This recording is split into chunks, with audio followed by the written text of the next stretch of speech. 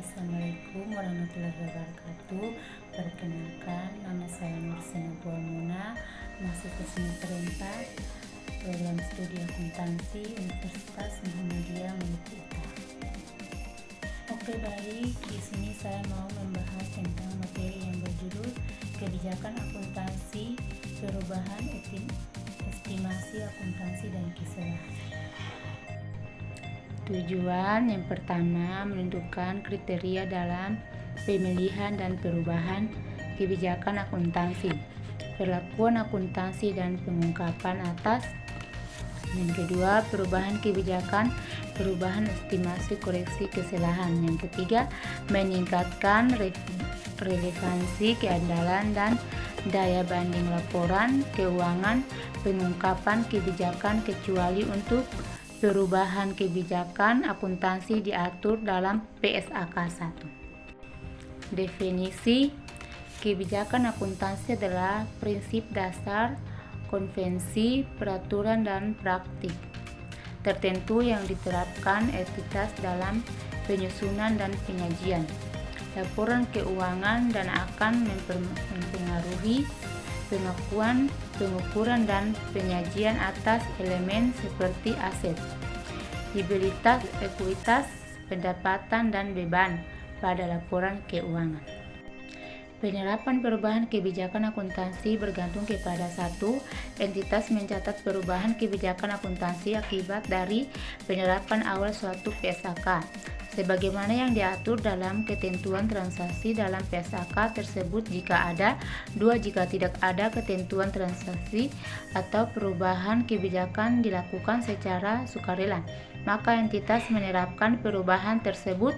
Secara penerapan retrospeksi adalah suatu perubahan kebijakan akuntansi baru koreksi pengakuan, pengukuran transaksi, peristiwa, dan kondisi lain seolah-olah kebijakan tersebut telah diterapkan. Penyajian kembali retrospektif adalah koreksi pengakuan, pengukuran, dan pengungkapan jumlah unsur-unsur laporan keuangan seolah-olah kesalahan periode lalu tidak pernah terjadi. Perubahan estimasi akuntansi, entitas harus mengakui efek dari perubahan estimasi secara prospektif sebagai berikut. 1. Sepanjang perubahan estimasi akuntansi mengakibatkan perubahan aset dan liabilitas atau terkait dengan suatu item ekuitas, perubahan estimasi akuntansi tersebut diakui dengan menyesuaikan jumlah tercatat item aset, liabilitas, atau ekuitas yang terkait pada periode perubahan. 2. Dampak perubahan estimasi akuntansi selain perubahan penerapan di atas diakui secara prospektif dalam laporan laba rugi pada A. Periode perubahan jika dampak perubahan hanya pada periode itu, atau B. Periode perubahan dan periode mendatang jika perubahan berdampak pada keduanya. Entitas mengungkapkan sifat dan jumlah perubahan estimasi akuntansi.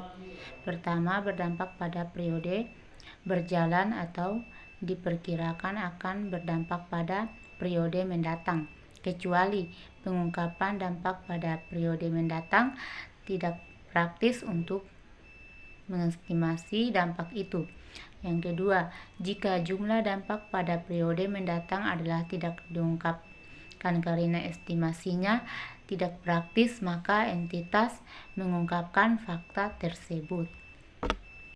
Contoh yang pertama, berapa produk yang telah terjual pada 20 kali 1 tercatat salah sebesar Rp 6.500 per 31 Desember 20 kali 1. Laporan keuangan 20 kali 1 disajikan kembali untuk membentukkan kesalahan ini. Dampak dari penyajian kembali laporan keuangan tersebut diringkaskan berikut ini. Tidak ada dampak pada 20 kali 2.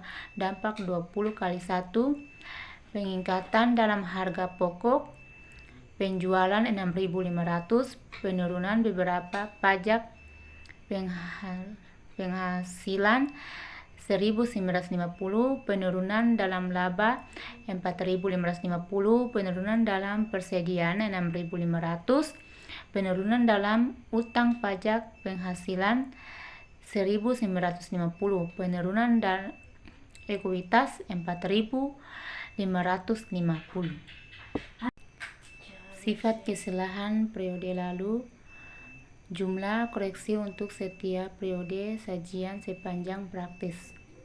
Untuk setiap item laporan keuangan yang terpengaruh dan LPS dasar dan dilalui jika PSAK 56 diterapkan atas entitas. Jumlah koreksi pada awal periode sajian paling awal.